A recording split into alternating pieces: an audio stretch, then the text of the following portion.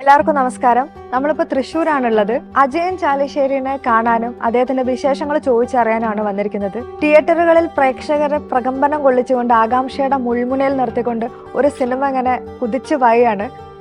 വേറൊന്നുമല്ല, മഞ്ഞുമൽ ബോയ്സ് ആണ് ആ സിനിമ. ഒരു സർവൈവൽ ത്രില്ലർ ആയിട്ടുള്ള മഞ്ഞുമൽ ബോയ്സ് വൻ വിജയകരമായി ഓടിക്കൊണ്ടിരിക്കുന്ന കാര്യം നമുക്ക് എല്ലാവർക്കും അറിയാം. അപ്പം ആ സിനിമ കേരളത്തിന്റെ അതിർത്തിയും കടന്ന് തമിഴ്നാട്ടിലും വൻ വിജയകരമായി ഓടിക്കൊണ്ടിരിക്കുകയാണ്. ഉലകനായകൻ കമൽഹാസനൊക്കെ ഈ ടീമിനെ, മഞ്ഞുമൽ ബോയ്സ് ടീമിനെ നേരിട്ട് ക്ഷണിച്ച് സംസാരിച്ച കാര്യങ്ങളൊക്കെ നമ്മൾ അറിഞ്ഞതാണ്. ഇപ്പം ആ സിനിമയുടെ ഏറ്റവും ഹൈലൈറ്റ് എന്ന് പറയുന്നത് അതിന്റെ ആർട്ട് വർക്കാണ്. അപ്പം അതിന്റെ പ്രൊഡക്ഷൻ ഡിസൈനർ ആയിട്ടുള്ള അജയൻ ചാലിശ്ശേരി, അജയേട്ടനെ കാണാനാണ് നമ്മളിപ്പോൾ തൃശ്ശൂർ വന്നിരിക്കുന്നത്. അജയേട്ടന്റെ വിശേഷങ്ങളും സിനിമാ കാര്യങ്ങളൊക്കെ ചോദിച്ചറിയാനും ഒക്കെയാണ് നമ്മൾ വന്നിട്ടുള്ളത്. നമുക്ക് അജയേട്ടനെ കാണാം.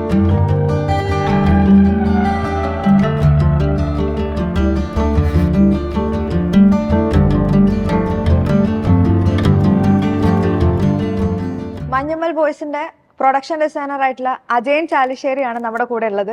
അപ്പം അജയേട്ടന്റെ വിശേഷങ്ങൾ എന്തൊക്കെയാന്ന് നമുക്ക് ചോദിച്ചറിയാം. അജയേട്ടൻ ഓക്കെ അല്ലേ? പിന്നെ ഓക്കെ, വളരെ ഓക്കെ. ആദ്യം തന്നെ ചോദിക്കുന്നത് എന്താന്ന് വെച്ചാല്, ഈ കലാരംഗത്തേക്ക് ആർട്ട് ഡയറക്ടറായും ഇപ്പം പ്രൊഡക്ഷൻ ഡിസൈനർ ആയിട്ടും ഒക്കെ അജയേട്ടൻ പ്രവർത്തിക്കുന്നുണ്ട്. ഈ ഒരു മേഖലയിലേക്ക് എങ്ങനെയാണ് എത്തിയത്? ഞാന് ബേസിക്കലി ഒരു ആർട്ടിസ്റ്റ് പരിപാടിയൊക്കെ ആയിട്ട് നടക്കുന്ന ഒരാളാണ്. പിന്നെ ഞാൻ ചെറുപ്പം മുതൽ ഈ ഇതിൽ തന്നെയാണ്, ഈ ബോർഡ് എഴുത്ത് അങ്ങനെയുള്ള കാര്യങ്ങളിലൊക്കെയാണ്. കോളേജ് പഠനമൊക്കെ കഴിഞ്ഞ ശേഷം പിന്നെ ഫൈൻ ആർട്സിലൊന്ന്, തൃശ്ശൂർ ഫൈൻ ആർട്സിലൊന്ന് ചേർന്നു. അപ്പോൾ അവിടെയുള്ള കൂട്ടുകെട്ടാണ് ശരിക്കും നമ്മൾ സിനിമയിലേക്ക് ഇങ്ങനെ ആയി വന്നത്. എൻ്റെ ഒരു സീനിയറും ആളുടെ സുഹൃത്തും കൂടിയിട്ടൊരു സിനിമ എടുത്തിട്ടുണ്ടായിരുന്നു. അപ്പോൾ ആ സിനിമയിൽ ഞങ്ങളൊക്കെ തന്നെയായിരുന്നു ആർട്ട് വർക്കൊക്കെ ആയിട്ടുണ്ടായിരുന്നു. അപ്പോൾ എൻ്റെ സുഹൃത്തുക്കൾ തന്നെയാണ് അതിൽ. അപ്പം ഞാനും അസിസ്റ്റൻ്റായി. അതായത് നമ്മൾ എല്ലാവരും ടീമായിട്ട് ചെയ്യുന്ന പഠിക്കുന്ന സമയത്ത് തന്നെ പഠിപ്പ് എൻ്റെ അവസാന ഘട്ടങ്ങളിലാണ്. അപ്പം നമ്മളെല്ലാവരും ടീമായിട്ട് ചെയ്തു. അതിൽ ബോർഡ് എഴുതാനും, അപ്പം എനിക്കറിയാം ബോർഡ് എഴുതാൻ, വരയ്ക്കുക, പിടിക്കുക, അല്ലെങ്കിൽ ഡള്ള് ചെയ്യുക, ചുമരൊക്കെ കറക്റ്റ് ചെയ്യുക, പൂപ്പൽ വരുത്തുക, അതൊക്കെ നമുക്കൊക്കെ അറിയുന്നതല്ലേ. അപ്പം ഞാൻ പിന്നെ എൻ്റെ ഇപ്പോൾ ക്ലാസ്മേറ്റുകളായിട്ടുള്ള ഗോകുൽദാസ്, പിന്നെ പ്രേംജിയേട്ടൻ എന്ന് പറഞ്ഞിട്ടൊരാളാണ്, തൃശ്ശൂർ ആർട്ടിസ്റ്റാണ്. അപ്പം ഞാനും ഗോകുൽദാസൊക്കെ അസിസ്റ്റൻ്റാണ് ആണല്ലോ. അപ്പം ബോർഡ് എഴുത്തും പരിപാടിയൊക്കെ ആയിട്ട്. അപ്പോൾ അങ്ങനെ പെട്ടെന്ന് അത് കഴിഞ്ഞതിന് ശേഷം ആ സിനിമ കഴിഞ്ഞു. കുട്ടപ്പൻ സാക്ഷി എന്ന് പറഞ്ഞ സിനിമയുടെ പേര്. അത് പവിത്രൻ സാറൊക്കെ സംവിധാനം ചെയ്തൊരു വളരെ മുന്നേ ഉള്ളൊരിതാണ്, നമുക്ക് ചെറുപ്പ കാലഘട്ടം. അത് ആ സിനിമയ്ക്ക് ശേഷം, അത് സിനിമ വർക്ക് ചെയ്ത് കഴിഞ്ഞ് പവിത്രൻ സാറാണ് അതിൻ്റെ ഡയറക്ടർ. അപ്പോൾ അതിന് ശേഷം നമ്മൾ പിന്നെ ഈ സിനിമ അങ്ങനെ നമുക്ക് ഇടയ്ക്കൊക്കെ പോയി വർക്ക് ചെയ്യാൻ പറ്റുന്ന ഇങ്ങനെ വർക്കുകൾ ഉണ്ടാവില്ല ചെറുതായിട്ട്. ആ സിനിമ കഴിഞ്ഞോട് കൂടി പിന്നെ ഗോകുൽദാസ് കുറച്ചും കൂടി സിനിമയിലേക്ക് പോകണം എന്നുള്ളതിൽ നിന്നു. ഡയറക്ടറായിട്ട് അതിന് ക്ലാസ്മേറ്റ് ആണ്. അപ്പൊ ആളാണ് ശരിക്കും ഇങ്ങനെ വേറൊരു സിനിമയ്ക്ക് പോയി അതിൽ ജോയിൻ ചെയ്തു. അപ്പൊ എന്നെ വിളിച്ചു. എനിക്ക് ചാലിശ്ശേരിയിൽ തുളസി എന്ന് പറഞ്ഞ സ്ഥാപനം പരിപാടിയൊക്കെ ആയിട്ട് നടക്കുന്നു. എന്നെ ഒരു ബാലമാഷുണ്ട്, ഇതൊക്കെ ആയിട്ട് നടക്കുന്നു. ആ ടൈമിലാണ് ആളുടെ ഒപ്പം പോകുന്നത്. അങ്ങനെ പോയി നമ്മൾ രണ്ടാളും വർക്ക് ചെയ്ത്, അസോസിയേറ്റ് ആയി വർക്ക് ചെയ്ത്. നമുക്ക് അത്ര പരിചയമൊന്നുമില്ല. പക്ഷെ ആ സിനിമ അതിൽ ഞങ്ങൾ കൂടുതലായിട്ട് സിനിമയിലേക്ക് വരികയാണ് ചെയ്ത്. അങ്ങനെ സായാഹ്നം എന്ന് പറഞ്ഞൊരു സിനിമയാണ് ചെയ്ത്. ഗോകുൽദാസ് ആദ്യമായിട്ട്. ഞാൻ പടത്തിൻ്റെ അസോസിയേറ്റ് ആയിരുന്നു. അത് നല്ല കടുത്ത പണിയായിരുന്നു ആ പടത്തിന്. ഞങ്ങൾക്ക് അത്ര പരിചയം ഉണ്ടായിരുന്നില്ല, പക്ഷെ അത്ര ഉറക്കമുണ്ടായിരുന്നില്ല, വന്നു കഴിഞ്ഞാൽ റൂമുണ്ടായിരുന്നില്ല. അങ്ങനെ ആ സമയത്തൊക്കെ നമ്മൾ വർക്കിലായിരിക്കും. അങ്ങനെ ഭയങ്കര ബുദ്ധിമുട്ടിയിട്ടുള്ള ഒരു വർക്കാണ്. പലപ്പോഴും അത് നിർത്തി പോകണമെന്നടക്കം ചിന്തിച്ചിട്ടുണ്ട്. കാരണം വെച്ചാൽ നമുക്കിത് കുറേ സിനിമയുടെ ഓരോ പ്രോബ്ലങ്ങളും ഡയറക്ടറും അങ്ങനെയൊക്കെ ഇതായിട്ട് കുറേ ഇതുണ്ടായിരുന്നു. അപ്പോൾ നമ്മളത് പിന്നെ ഇത് അവസാനിപ്പിക്കുക എന്നുള്ളത് ആ വർഷത്തെ ഒരു പ്രത്യേകത എന്ന് പറഞ്ഞാൽ, ആ സിനിമയ്ക്കായിരുന്നു മികച്ച കലാസംവിധാനത്തിനുള്ള അവാർഡ് നേടിയത് ആ സിനിമയായിരുന്നു. അതാണ് അതിന്റെ സന്തോഷം ഉണ്ടായത്. നമ്മൾ അത്ര ഹാർഡ് വർക്കായി ഇതായി ചെയ്തു, ഉറക്കം ഉണ്ടായില്ല. അത്രയും ദിവസം നമ്മൾ തന്നെ പെയിന്റ് അടിക്കണം, നമ്മൾ തന്നെ പ്രോപ്പർട്ടി വാങ്ങി വെക്കണം. അപ്പൊ അങ്ങനെ ഇതിനെപ്പറ്റി കൂടുതൽ അറിഞ്ഞിരുന്നില്ല. അതിനുശേഷമാണ് നമ്മൾ അത് അവാർഡ് കിട്ടിയപ്പോൾ അതിന്റെ ഭയങ്കര ആവേശമായി. അങ്ങനെ അവാർഡ് കിട്ടിയപ്പോൾ ഗോകുൽദാസ് എന്ത് ചെയ്തു, തമിഴ് ഇൻഡസ്ട്രിയിലേക്ക് അവൻ കൂടുതൽ പഠിക്കാൻ വേണ്ടി അവിടേക്ക് പോയി. ഞാനിവിടെ നാട്ടിലത്തെ പരിപാടിയൊക്കെ ആയിട്ട് മലയാളം അല്ല, എനിക്ക് നാട്ടിലെ ബോർഡ് എഴുത്തും അത് സ്ഥിരമുള്ളതാണ്. അപ്പൊ അവിടേക്ക് ഞാൻ തിരിച്ചുപോയി. പിന്നെ ഗൂഗിളിന് ഇടയ്ക്ക് വർക്ക് അതായത് ചില വർക്കുകളൊക്കെ അവന്റെ ഫ്രണ്ട്ഷിപ്പ് ഇതിന്റെ ഒക്കെ ഇതിലുള്ള ചെന്നൈ ടീം തന്നെ ഇവിടെ വരികയാണെങ്കിൽ നമ്മളെ കണക്ട് ചെയ്യും. അതായത് അതിൽ എഴുതാനും ബോർഡിനൊക്കെ നമ്മുടെ ഒരു കൂട്ടുകാരുണ്ട്, ചെന്നാൽ മതി എന്ന്. അങ്ങനെയാണ് ഞാൻ അവരുടെ ഒപ്പം ചേരുന്നത്. മാജിക് എന്നൊക്കെ ഒരു സിനിമ ഉണ്ട്, അതിലൊക്കെയാണ് ഞാൻ അവരുടെ ഒപ്പം ചേർന്ന് വരുന്നത്. പിന്നെ അതില് ഇത്തരം വർക്കുകളിലൊക്കെ നമ്മൾ ഈ ബോർഡ് എഴുതാണ്ടാവും. സ്ഥിരമായിട്ട് സിനിമകളിൽ തെരുവൊക്കെ സെറ്റ് ചെയ്യുമ്പോഴോ അതിൽ ബോർഡ് എഴുത്ത് കാര്യങ്ങൾ ഒരുപാട് വർക്കുകൾ ഉണ്ടാവും, ഒരു ആർട്ടിസ്റ്റ് വർക്കുകൾ. അപ്പൊ ഇവരുടെയൊക്കെ പിന്നെ ഒരു ആഗ്രഹമായിരുന്നു. ഞാൻ ഇങ്ങനെ കുറെ കാലം ഇങ്ങനെ ബോർഡ് എഴുത്തും കാര്യങ്ങളൊക്കെ നടക്കുമ്പോൾ ഇവരുടെ ഒക്കെ ആഗ്രഹമായിരുന്നു എന്നെ ഇങ്ങനെ വിട്ടാൽ പോരാ, ഞാനൊരു ആർട്ട് ഡയറക്ടറാക്കി മാറ്റണമെന്ന് ഇവരുടെയൊക്കെ സ്ഥിരമായ ഒരു ആഗ്രഹമായിരുന്നു. സുനിൽ ബാബു, എൻ്റെ മരിച്ചുപോയ എൻ്റെ പ്രിയ ബോസ്, മനു ജഗത്, ഗോകുൽദാസ്, ഇവരൊക്കെ സ്ഥിരം പറയുന്നത് അജനെ നമുക്ക് അങ്ങനെ വിട്ടാൻ പറ്റില്ല. പക്ഷെ ഞാനാണ് എനിക്ക് ഈ തിരക്ക് ഇതൊന്നും തീരെ ഇഷ്ടമില്ലാത്ത ആളാണ്. എനിക്ക് അത് ഭയങ്കരമായ പേടിയായിരുന്നു. ഒരു ബോർഡ് വർക്ക് ചെയ്യാന്ന് പറഞ്ഞാൽ നമ്മളത് ഇരുന്ന് ചെയ്യുക, എന്നിട്ട് ഇവിടെ ഷൂട്ട് ചെയ്യുമ്പോൾ അടുത്ത സ്ഥലത്തേക്ക് പോകുക, അത്രയും നമ്മളെ മനസ്സിലുള്ളൂ. അല്ലാതെ നമുക്ക് ആർട്ട് ഡയറക്ടറായി മാറണോ യാതൊരു ചിന്തകളും ഇല്ല. അങ്ങനെയാണ് പിന്നെ സിനിമയിൽ കുറച്ചും കൂടി ഇതായി. പിന്നെ ഒരു സിനിമ നമ്മുടെ തലയ്ക്ക് വെക്കുകയെന്ന് ശരിക്കും വേണമെങ്കിൽ പറയാം. അത് അജയൻ പോയി ചെയ്യണം എന്ന് പറഞ്ഞിട്ട് ഗോകുൽദാസ് ഒരു പടത്തിന് വിളിക്കുക. അത് തന്നെ വരയ്ക്കാനാണ് വിളിക്കുന്നത്. വരയ്ക്കാൻ വിളിക്കുമ്പോൾ ഞാൻ ചെല്ലും. മറ്റേ സ്റ്റോറി ബോർഡൊക്കെ വരയ്ക്കുക എന്ന് പറഞ്ഞാൽ എനിക്ക് ഭയങ്കര ഇൻട്രസ്റ്റാണ്. നമുക്ക് ഭയങ്കര സൈലന്റ് ആയിട്ട് ചെയ്യുന്ന പറ്റുന്ന പ്രവർത്തനങ്ങൾ ചെയ്യുക എന്നുള്ളത്. അത് പിന്നെ അങ്ങനെയാണ് നമ്മൾ പോയിട്ട് ഫസ്റ്റ് ആയിട്ട് നമ്മളൊരു പ്രൊഡ്യൂസറിനെയാണ് മീറ്റ് ചെയ്ത്. രജപുത്ര രഞ്ജിത്ത് എന്ന് പറഞ്ഞിട്ടുള്ള ഒരു രഞ്ജിത്തേട്ടനാണ് മീറ്റ് ചെയ്തത്. നമ്മൾ ഇവിടെ വെച്ചിട്ട്, അതായത് തിരുവനന്തപുരത്തേക്ക്. ഞാൻ ഇവിടുന്ന് വണ്ടി കയറി, തൃശ്ശൂരിൽ നിന്ന് വണ്ടി കയറി, ട്രെയിനിൽ പോയി അവരെ കണ്ടു. അവർ പറഞ്ഞാൽ അജയ നമുക്ക് തുടങ്ങില്ലേ എന്ന് പറഞ്ഞിട്ട് അവർ അത്ര പ്ലാൻഡ് ആയിട്ട് ഇരിക്കണ്ടായിരുന്നു. അപ്പൊ എനിക്ക് മനസ്സിലായതില്ല. അതായത് ഇതിന്റെ സീരിയസ് മനസ്സിലായി. അതായത് പിന്നെ ഡയറക്ടറിനെ കാണാൻ പോയപ്പോ ഡയറക്ടർ എനിക്ക് തിരക്കഥ കൈ തരാണ്. ഇനി അതൊരു 12 ദിവസം കൂടിയുള്ളൂ സിനിമ. അതായത് അതിന്റെ ഒരാൾ മാറിപ്പോയതോ അങ്ങനെ എന്തോ ഒരു പ്രശ്നം കാരനാണ് പെട്ടെന്ന് ഇത് മാറിയത്. അത് ലെഫ്റ്റ് എന്ന് പറഞ്ഞൊരു സിനിമയായിരുന്നു. അതാണ് ആ തുടക്കം സിനിമ. ആ സിനിമ ചെയ്ത് അവസാനിച്ചിട്ടില്ല. അത് ഒരുപാട് സ്വതന്ത്രമായി ചെയ്യണത് ആ സിനിമ തന്നെ, ലെഫ്റ്റ്. അങ്ങനെയാണ് നമ്മുടെ സിനിമ ഇതിലേക്കുള്ള എൻട്രി. അതാണ് ശരിക്കും. അതോടുകൂടിയിട്ടാണ് പിന്നെ സിനിമയില് സജീവം. തിരിഞ്ഞു നോക്കേണ്ടതല്ല. നമ്മള് ഒരു സിനിമ ചെയ്ത് കഴിയുന്നതിന് മുന്നേ തന്നെ എന്നെ അടുത്ത വർക്കിലേക്ക് എന്റെ സിനിമ കഴിഞ്ഞിട്ടില്ല, ശരിക്കും ഫസ്റ്റ് പടം കഴിഞ്ഞിട്ടില്ല.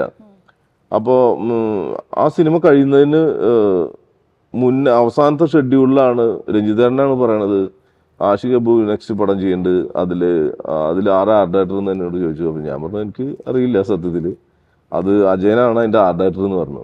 അപ്പോ ഞാൻ പോലും അറിയാതെ അവര് അതൊരു പ്ലാൻ ചെയ്തിട്ടുണ്ടായിരുന്നു. അതായത് രഞ്ജിത്തേട്ടൻ പറഞ്ഞു, ആഷിഖോട് പറഞ്ഞു, അല്ല നിങ്ങൾ ഏത് ടെക്നീഷ്യനെ വേണമെങ്കിൽ വെച്ചോ, പക്ഷെ ആർട്ട് ഡയറക്ടറിനെ ഞാൻ നിങ്ങൾക്ക് തരാം, പുതിയൊരു പയ്യനാണെന്ന് പറഞ്ഞു. അങ്ങനെയാണ് അതില്. അപ്പൊ ഞാൻ പറഞ്ഞു അത് അല്ല ഞാനത് ഇടുക്കി ഗോൾഡിന്. അപ്പൊ ഇടുക്കി ഗോൾഡിനാണ് വേണ്ടിയിട്ട്. അങ്ങനെ ആഷിഖ് അബുവിനെ കണ്ട് സംസാരിച്ച് അങ്ങനെ ഓക്കെ ചെയ്തിട്ടാണ് ഇതായത്. ഞാൻ വിചാരിച്ചു എന്നെ പറ്റി കൂടുതൽ ആരൊപ്പം വർക്ക് ചെയ്ത് അതൊക്കെ ചോദിക്കും. നമുക്ക് തുടങ്ങാലേ എന്നുള്ള ഒരു ഇതിലാണ് ആള് പറഞ്ഞത്. അത് നമുക്ക് തുടങ്ങാലേ എന്ന് പറഞ്ഞു. പിന്നെ നമ്മള് അന്ന് തുടങ്ങാന്ന് പറഞ്ഞു. അങ്ങനെ രണ്ടാമത്തെ പടം.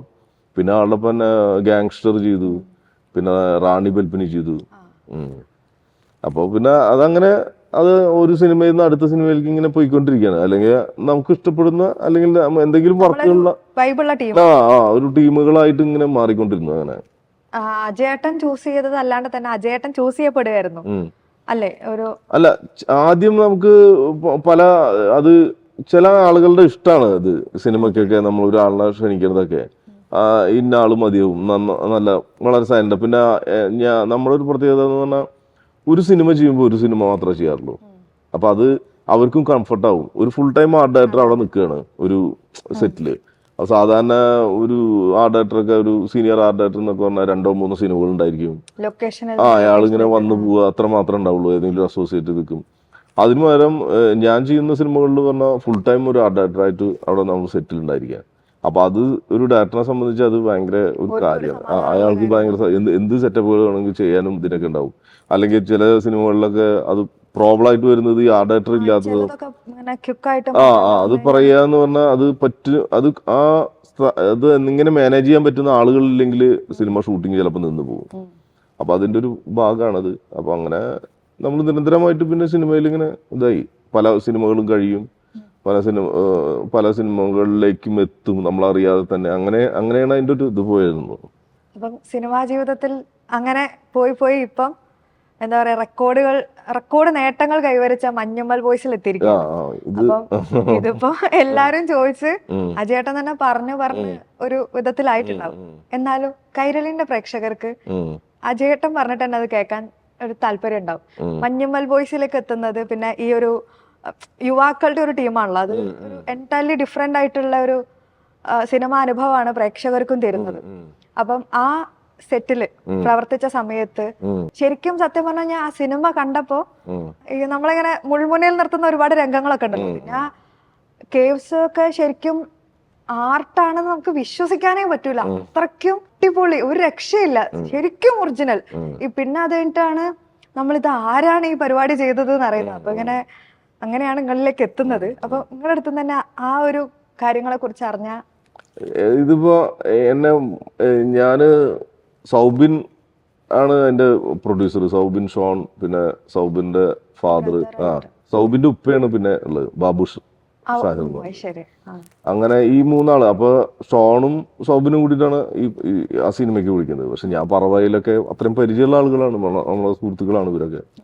ഇങ്ങനെ ഒരു സിനിമയ്ക്ക് നമുക്ക് ഇങ്ങനെ വർക്ക് ചെയ്യണം, അങ്ങനെ ഇതിങ്ങനെ ഒരു പരിപാടി ഉണ്ട്, നമുക്ക് അജയ് എപ്പോഴും കൊച്ചി വരുമ്പോൾ ഒന്ന് കാണണം.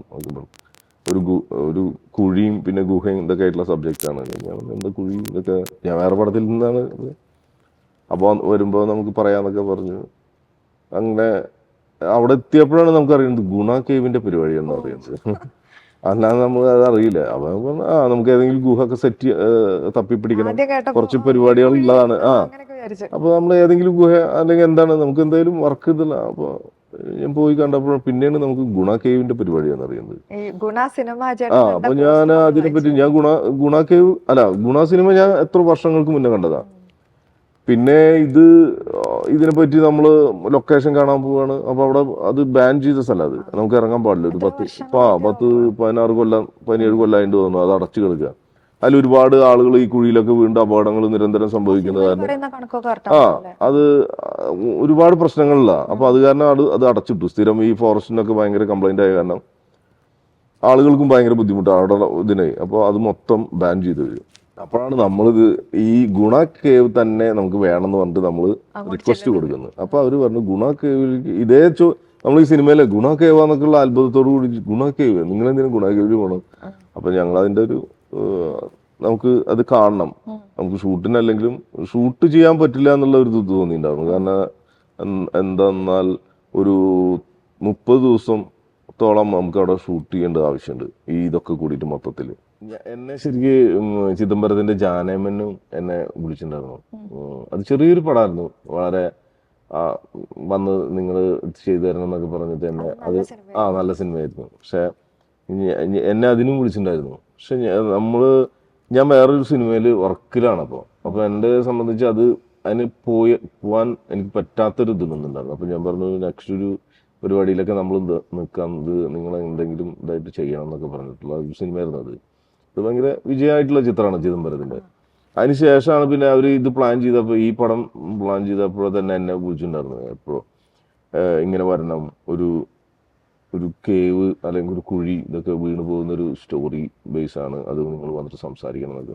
അന്ന് എപ്പോഴാണ് കൊച്ചി വരുമ്പോൾ കാണണം എന്നൊക്കെ. അപ്പം പിന്നെ നമ്മൾ പോയപ്പോഴാണ് ഈ സ്റ്റോറി ബേസ് ഇതൊക്കെ കേട്ടപ്പോഴാണ് എനിക്ക് അറിയുന്നത് ഇത് ഗുണ കേവിന്റെ കഥയാണ്. അപ്പൊ നമുക്ക് ഗുണ കേവിന്റെ കഥ എന്ന് പറഞ്ഞാൽ നമുക്ക് അവിടെ പോയി നമ്മൾ ലൊക്കേഷൻ കാണാൻ പോയി, ഈ ഗുണ കേവ് കാണാൻ വേണ്ടിയിട്ട് പോയി. നമുക്ക് അവിടെ പെർമിഷൻ ചോദിച്ചപ്പോൾ തന്നെ ഗുണ കേവ് എന്ന് പറഞ്ഞ സാധനം ബാൻ ചെയ്ത ഐറ്റാണ്. നമ്മളതിന്റെ മുകൾ ഭാഗം മാത്രം, ആ വേരൊക്കെയുള്ള സ്ഥലം മാത്രം ആളുകൾ ഗുണ കേവ് എന്ന് പറഞ്ഞിട്ട് കണ്ട് തിരിച്ചു വരുന്നത്. ഗുണ കേവ് എന്ന് പറഞ്ഞിട്ട് ചെറിയൊരു സ്ലൈറ്റ് എഴുതി വെച്ച മാതിരി ഒരു ബോർഡ് മാത്രമേ ഉള്ളൂ, താഴേക്കൊരു ഏരോ മാർക്കും പെയിന്റിന് അത്രേ ഉള്ളൂ.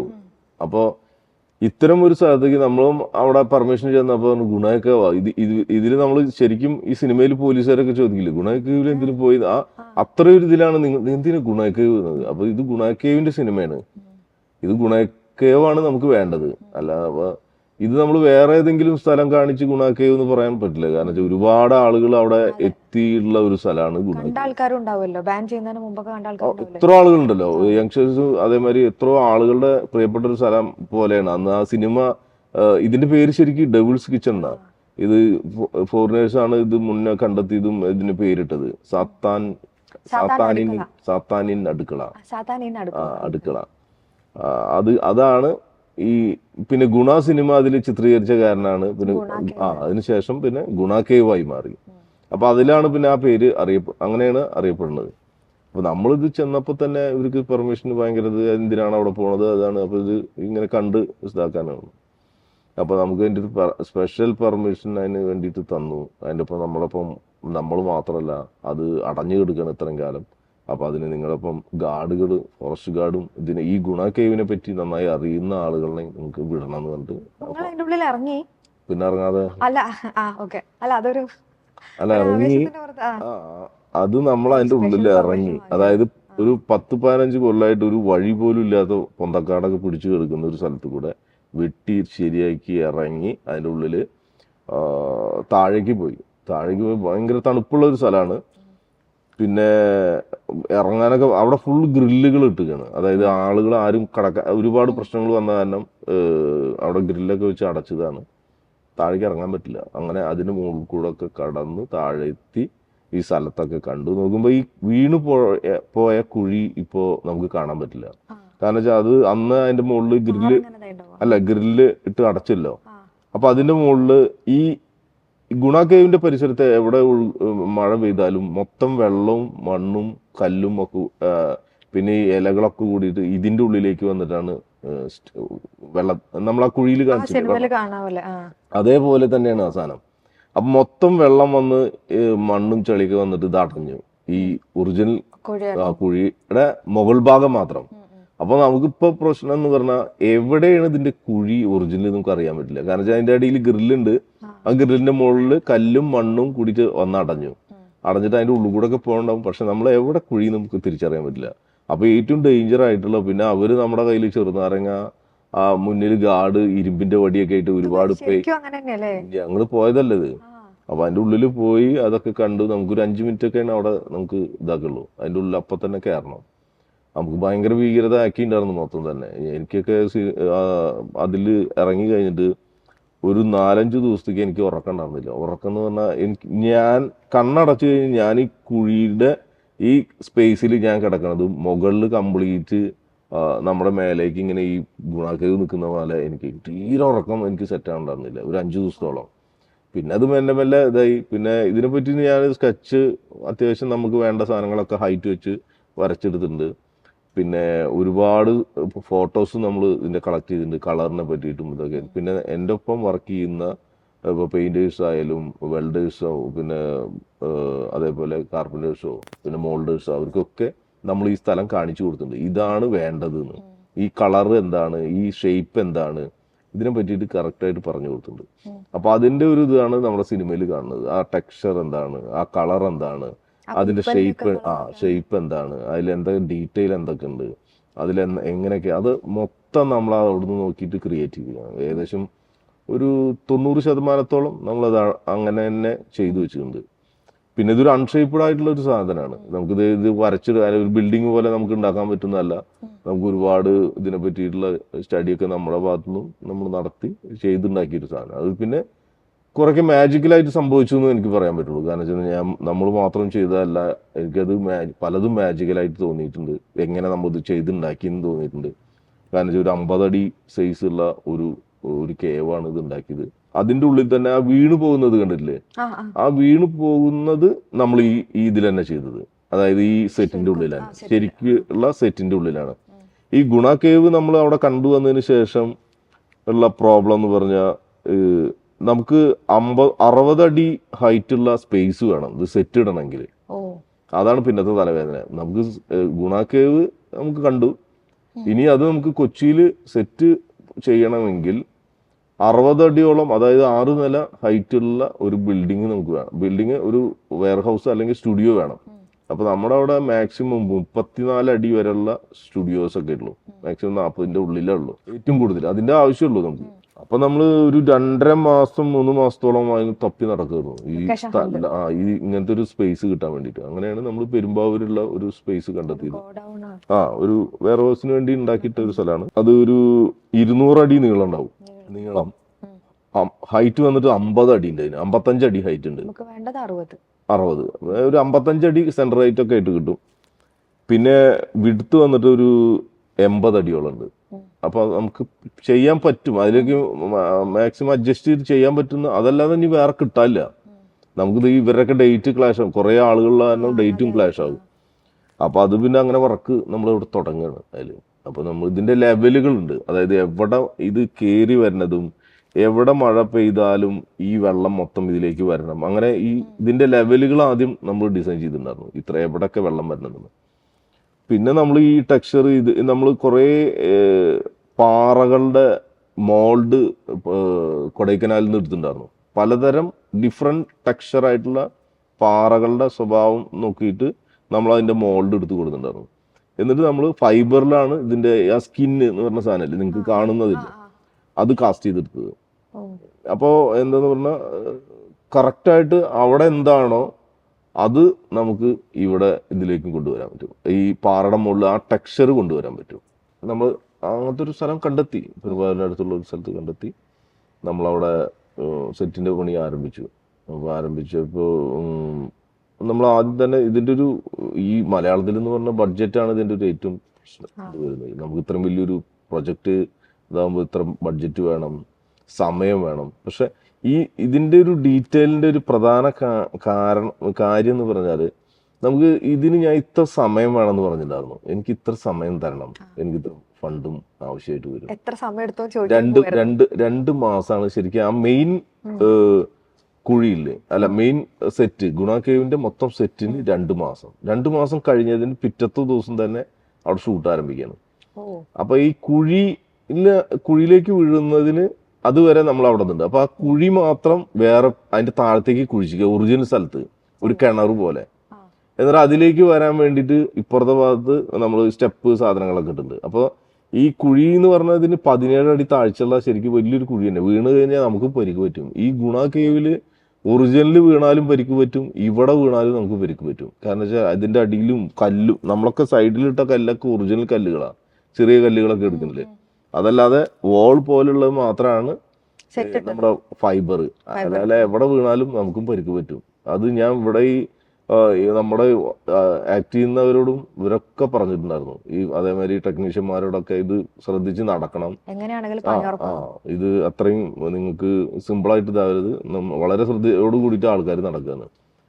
എന്നിട്ട് ഈ 2 മാസം കൊണ്ട് നമ്മളിത് സെറ്റ് ഇതാക്കി ഷൂട്ട് ഇതാക്കി. അതിന്റെ അപ്പുറം പിന്നെ ഈ കുഴിയിൽ ഇറങ്ങി പോകണമെന്നൊക്കെ അല്ലേ സൗബിൻ ബാസിനെ എടുക്കാൻ വേണ്ടി ഇറങ്ങി പോകുന്നതിന് അത് 50 അടി ഹൈറ്റ് ഉള്ള 3 കുഴികളായിട്ട് ഡിവൈഡ് ചെയ്ത് 50 അടി, അതായത് 5 നിലകളുടെ ഹൈറ്റ് ഉള്ള 3 കുഴികളാക്കിയിട്ടാണ് അത് ചെയ്തത്.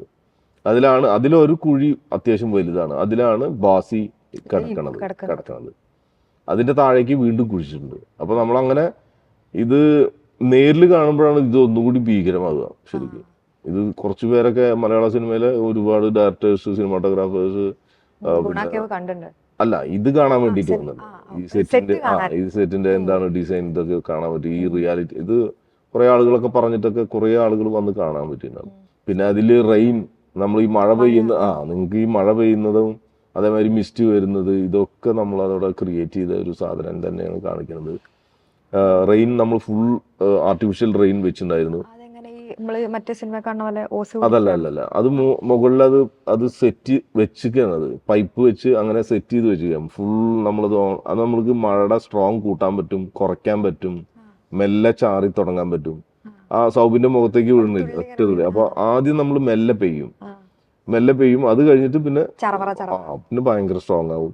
മഴ പെയ്ത് തുടങ്ങിക്കഴിഞ്ഞിട്ടുണ്ടെങ്കിൽ പിന്നെ വെള്ളം വന്ന് എല്ലാ സ്ഥലത്തും അങ്ങനെ വെള്ളം ഒലിച്ചു പോയിട്ട് ഓരിങ്ങനെ പിടിച്ചേക്കുന്ന സംഭവമല്ലേ? അതാ വെള്ളം നമ്മൾ എത്രയോ സ്ഥലത്തുനിന്ന് നമ്മൾ വെള്ളം ഒഴുക്കി വിടുന്നു. അത് അപ്പൊ എവിടെ മഴ പെയ്താലും ആ വെള്ളത്തിന്റെ ഫോഴ്സ് നമ്മൾ വെള്ളം ഇവിടേക്ക് വരുന്ന മാതിരിയാണ് നമ്മൾ ഇത് ഡിസൈൻ ചെയ്തിട്ടുണ്ട്, ഈ കുഴിയിലേക്ക് വന്ന് വീഴുന്ന പോലെ. അപ്പൊ ഇതിന്റെ എക്സ്റ്റീരിയർ ഷോട്ടൊക്കെ നമ്മൾ ഗുണ കേവിന്റെ അവിടെ തന്നെ പരിസരത്ത് അന്ന് കണ്ടില്ലേ, ഒറിജിനൽ സ്ഥലത്ത് മഴ പെയ്യുന്നതും വെള്ളം വന്ന് വീഴുന്നതൊക്കെ അത് എടുത്തിട്ടുണ്ട്. അതിന്റെ ബാക്കി കട്ടിങ് ഇതിൽ വരും ഇന്റീരിയർ. അപ്പൊ നിങ്ങൾ അത് കാരണം ആ സ്ഥലത്തൊന്നും നിങ്ങൾക്ക് ഒരിക്കലും ഒരു സൗണ്ട് പോലും ഉണ്ടാക്കാതെ ഇരുന്നിട്ട് തിയേറ്ററിൽ ഇരിക്കണ്ടാവുക. അത്രയധികം നിങ്ങളിത് പറയുമ്പോ മനസ്സിൽ ഇതിങ്ങനെ പോവാണ്. കാരണം വെച്ചാൽ അത്രയധികം ടെൻഷൻ അടിച്ച ഭാഗങ്ങളായിരിക്കും അത് സീനൊക്കെ ഒരു രക്ഷയില്ലാതെ നിങ്ങൾ ശരിക്കും ഒന്നാമത്തെ സൗണ്ട് പോലും ഉണ്ടാക്കില്ല. സീരിയസ്ലി. കാരണം ഞാൻ ഈ സിനിമ കണ്ടത് ആദ്യത്തെ ദിവസമാണ്. നമുക്ക് അറിയില്ലല്ലോ എന്താണ് മറ്റിപ്പോ 2-3 ദിവസം കഴിഞ്ഞിട്ടൊക്കെയാണെങ്കിൽ നമുക്ക് ഏകദേശം ഒരു ഐഡിയ ഇട്ട് ആരെങ്കിലും ഒക്കെ പറഞ്ഞിട്ടോ റിവ്യൂ വായിച്ചിട്ടൊക്കെ. പക്ഷെ ഇതിപ്പോ ആദ്യത്തെ ദിവസം ഇരുന്ന് കാണുമ്പോ എന്താ സംഭവിക്കുന്നതെന്ന് അറിയില്ലല്ലോ. ഇവര് മരിക്കുവോ അല്ലെങ്കിൽ ഇനി ഇവർക്ക് രക്ഷിക്കാൻ പറ്റുമോ ഒന്നും അറിയില്ലല്ലോ.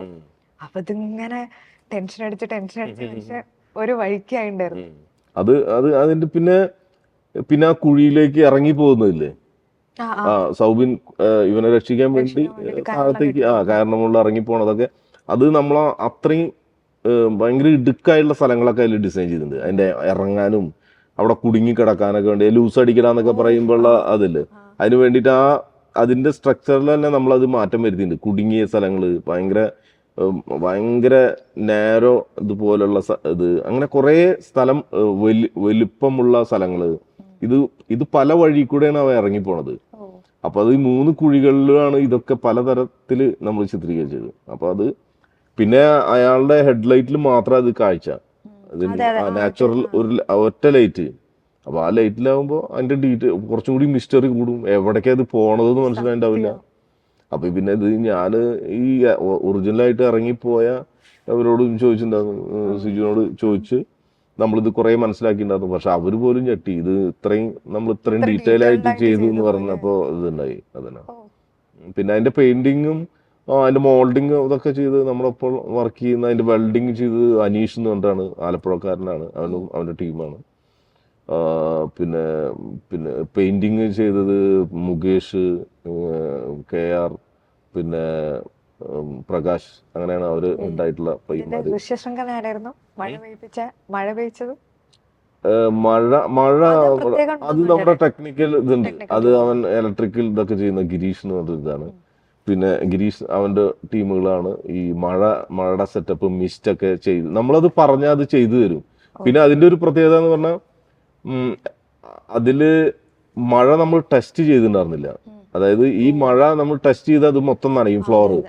അപ്പോ മഴ ടെസ്റ്റ് ചെയ്യാത്ത മഴയാണ് നമ്മുടെ മുന്നിൽ മുകളിൽ ഇങ്ങനെ റെഡിയാക്കി നിർത്തിയിട്ടുണ്ടായിരുന്നത്. അതായത് ടെസ്റ്റ് ചെയ്ത് കഴിഞ്ഞാൽ ഈ മൊത്തം സ്ഥലം പിന്നെ ഡ്രൈ ആവാൻ ചിലപ്പോ ദിവസങ്ങൾ എടുക്കും, മൊത്തം നനഞ്ഞു കിടക്കണ്ടോ. അപ്പൊ ഞാന് ചിദംബരത്തിനോട് പറഞ്ഞു, മഴ ശരി റെഡിയാണ്, നിങ്ങൾ പറയുമ്പോ നിങ്ങൾ മഴ എന്ന് പറയുമ്പോ ഞാനും മഴ എന്ന് പറയും, അവിടെ മഴ പെയ്യും. അത് ഞാനും നിങ്ങളൊക്കെ ആദ്യമായിട്ട് തന്നെ ഈ മഴ കാണുന്നത് പറയാ. അപ്പൊ അത് കറക്റ്റ് ആവില്ല എന്ന് ചോദിച്ചു. ഞാൻ പറഞ്ഞു എനിക്ക് ഭയങ്കര കോൺഫിഡൻസ് ആണ്, അത് കറക്റ്റ് ആയിരിക്കും. മിസ്റ്റ് ആയാലും അതിന്റെ ഇടയിൽ മിസ്റ്റും വരും, അത് കറക്റ്റാണ്. നമ്മളത് പിന്നെ ഇത് തുടങ്ങുന്നതിന് മുന്നേ അതിഭീകര കോൺഫിഡൻസിലാണ് നമ്മളൊക്കെ ഓരോ വർക്ക് ഏറ്റെടുക്കുന്നത്. ഇതായിട്ട് നിങ്ങൾ എന്ത് പറയുന്നു അത് നമുക്ക് ചെയ്യാൻ. ഇപ്പൊ ഡയറക്ടർ എന്താണ് കാണുന്നത് അല്ലെങ്കിൽ ക്യാമറമാൻ എന്താണ് കാണുന്നത്, അപ്പൊ അവര് ഇത് ആദ്യം കൂട്ടായ ഒരു ചർച്ചയിൽ നമ്മൾ എങ്ങനെ ഇതാക്കും. ഈ ഗുണകേവ് നമ്മൾ ഒറിജിനൽ സ്ഥലത്തിന്റെ ഒരു റിപ്ലിക്ക മാതിരിയുള്ള വേറൊരു പതിപ്പാണ് ചെയ്യാൻ പോകുന്നത്. അപ്പൊ അതിനോട് ഏകദേശം നീതി പുലർത്തുന്ന പോലെ തന്നെ നമുക്ക് ചെയ്യണം. ആളുകൾക്ക് കണ്ടാലും ഇത് ഗുണകേവല്ലാന്ന് ഒരിക്കലും ഇതല്ലാത്ത മാതിരി നമുക്ക് ഇതാവണം. അപ്പൊ അത് നമ്മൾ അതിന്റെ ഉള്ളിൽ നമ്മൾ അതിന് വേണ്ടിയുള്ള റിസർച്ചുകൾ നടത്തിയിട്ടുണ്ടായിരുന്നു. കളറുകളായാലോ അതിന്റെ ടെക്സ്ചറുകളായാലോ അതിന്റെ ബാക്കി കറുത്ത മണ്ണടക്കം നമ്മൾ അതിന് വേണ്ടി സെറ്റ് ചെയ്തിട്ടുണ്ടായിരുന്നു. അതിൽ കായകള്, അതേമാതിരി പലതരം ഇലകള്, കായകള്, പുഴുക്കള്, ഒരുപാട് സാധനങ്ങളുണ്ടായിരുന്നു. ചെറിയ പൂക്കള്, ചെടികള്, ഇതൊക്കെ വെച്ചിട്ടാണ് ഒരു സാധനം ചെയ്തത്. മഞ്ഞുമൽ ബോയ്സിലേക്ക് എന്നെ ശരിക്കും ക്ഷണിക്കുന്നത് സൗബിനും അതിന്റെ പ്രൊഡ്യൂസറായിട്ടുള്ള ഒരു ഷോണും കൂടിയിട്ടാണ്.